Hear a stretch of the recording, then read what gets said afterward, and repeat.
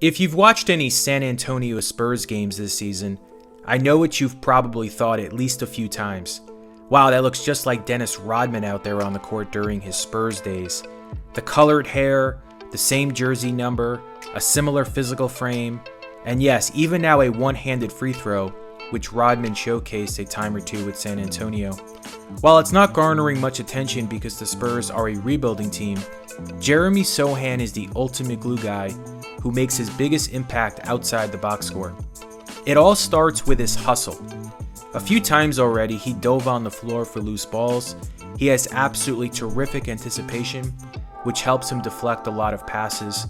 He's excellent at jumping into the passing lanes, or just keeping his arms and hands active to disrupt the flow of the other team's offense. He's 6'9" with a 7-foot wingspan, so his length causes problems. Another thing I've noticed him do a couple times is break up alley-oops. He just has a knack for timing the other team's actions and interfering with the play. He's also really good at racing back in transition and breaking up easy scoring chances for the opponent. I feel like there's been a number of times where guys are scrambling for a loose ball and Sochan is the one who ends up with it. He's also a really good on-the-ball defender, which you don't often see with guys his height. He moves really well laterally, and he's poked the ball away a few times from ball handlers. His point of attack defense is excellent. I feel like there's a little bit of a Scotty Barnes element to his game in that way. He can be really swarming and hounding. Opponents have generally had a hard time getting clean shots off with Sochan defending. The combination of his relentlessness, quick feet, and length has caused opponents problems. His post defense is also where he excels. He shows good resistance against stronger guys who have more years on him in the league.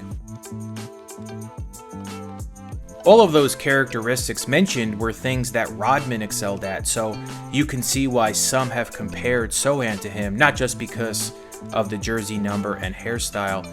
On the offensive end, Sochan shows a lot of promise as a playmaker, very similar to Draymond Green. He has a great feel for the game. He makes quick decisions, his passing is very sharp, he reads the game really well. I would definitely say he has a high basketball IQ. The ball just zips around when he's on the floor, which is what we've become accustomed to seeing with the Spurs under Greg Popovich. On top of that, he can handle the ball up the court and be the play initiator. In fact, lately San Antonio has been utilizing him as a point forward.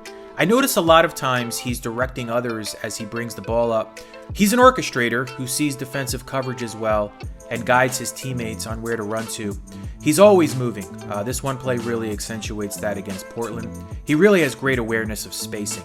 Literally on this possession, he stops at every area of the court before making the shot inside.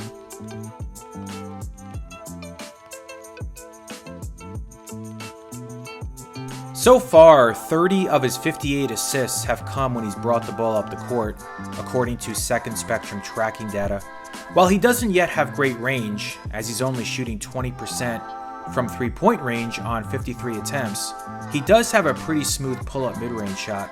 He's actually made 7 of his 9 attempts from 10 to 14 feet out, and 5 of his 10 attempts from 15 to 19 feet away.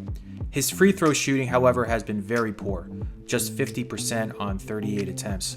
He's likely never going to be a big-time scorer, but I do think his quality decision-making mixed with his movements will enable him to shoot a decent percentage from the field as he continues to develop. A player that he reminds me of in many ways is another former Spur, and that is Boris Diaw. The playmaking, the vision, the movements, and the ability to use his size to his advantages are very similar. I do think there's some Draymond Green and Scotty Barnes in Sochan as well. So that'll wrap up this video. If you like this kind of content, please subscribe. I will continue to do more player analysis features throughout the season.